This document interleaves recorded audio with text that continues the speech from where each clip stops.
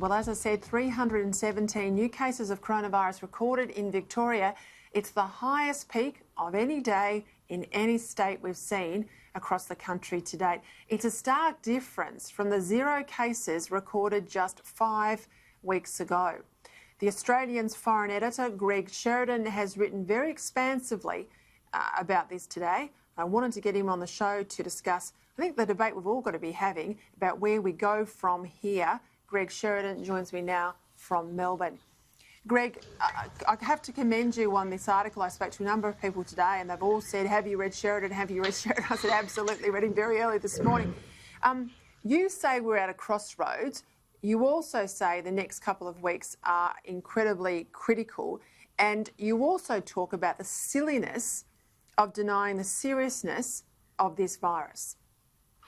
Yes, Peter. Well, thanks so much and wonderful to be with you. This is a terrible virus all over the world. Officially, something like 600,000 people have been killed by it, but we know the figure is much, much larger than this in China and India and so on, and many poorer countries than that. They haven't been able to test people. People die at home from pneumonia. It's actually a COVID death. What happened in New York, New Jersey, Boston, there's no reason that wouldn't happen in Australia. We don't have some divine gift from God which makes it impossible.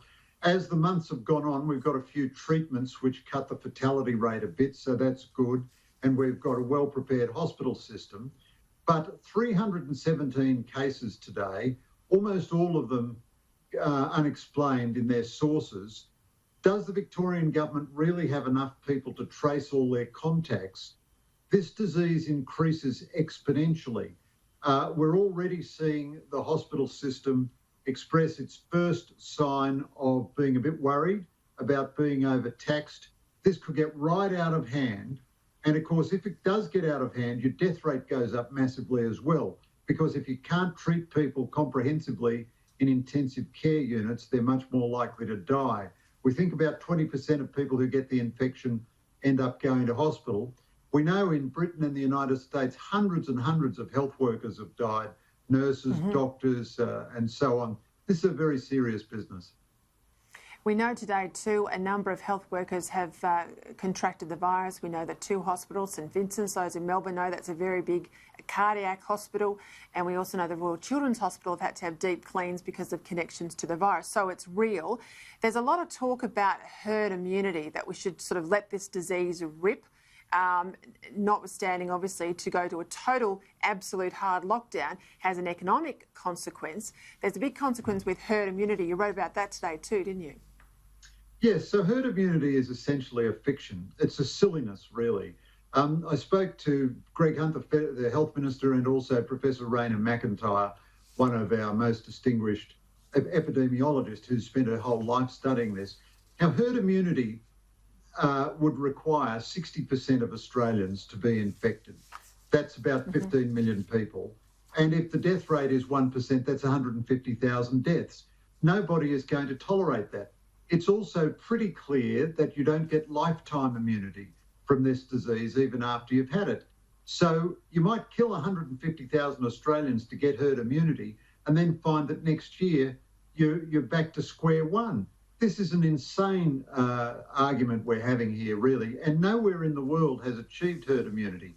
What you've seen with the virus is that it's behaving exactly as pre-vaccination pandemics behaved. You get a terrible outbreak, a lot of deaths, everybody takes the distancing measures, the virus is burnt out for a little while in that location, life returns to normal, and then it comes back, maybe 3 months later, maybe 6 months later, maybe 12 months later.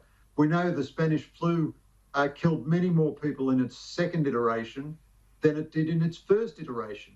So herd immunity is just a nonsense. You can't get there. At the same time, obviously, you don't want to go to total lockdown trying to get total eradication, because that's pretty damaging to it's very, very damaging to the economy. So we just have to use all the measures we've got at hand. Masks in public transport, constant hand washing, social distancing, working at home where we can, all of that until a vaccine comes along. The vaccine won't be perfect, but it will certainly help a great deal.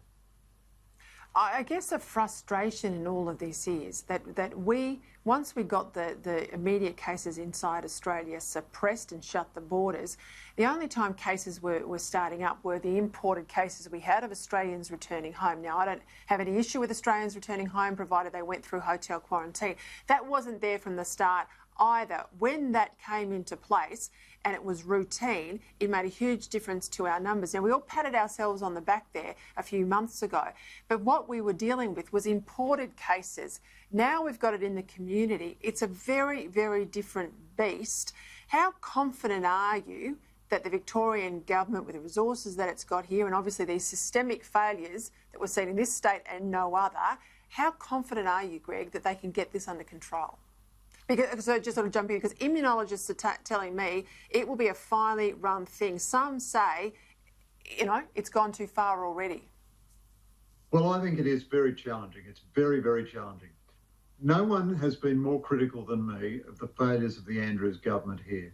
The mismanagement of the quarantine hotels was an absolute shocking failure of basic government competence. This is not rhetorical. This is not left or right. If you can't run a quarantine hotel in the midst of a global pandemic, which you've identified as the greatest threat to Australian health since World War II, then you are an incompetent government and you deserve every political retribution that comes your way. However, that doesn't help us. Where do we go from here? I think Victoria's capacity has been poor and they've been slow to accept federal assistance. It's good now that their tracing capacity, which is another area where they've been fairly poor, is being bolstered by folks from the Australian Defence Force. It's a huge number of cases to deal with.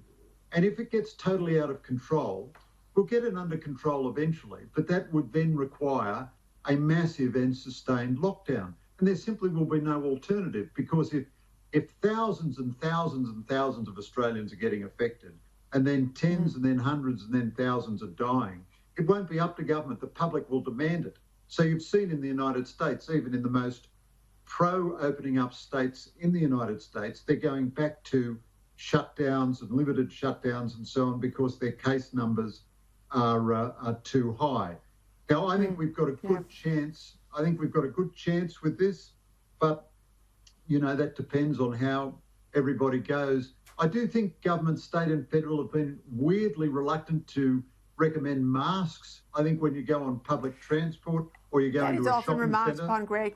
Yeah, that's often remarked upon from the get-go. I think people were happy enough to wear them if they were told it was necessary, and we've been sort of half pregnant on the issue of masks. Clearly in Victoria we're not anymore, but I think they're going to be appearing in Sydney and other places soon. I've got to leave it there, but Greg Sheridan, thank you very much for your time tonight. Great article, and I'll put it on my Facebook page.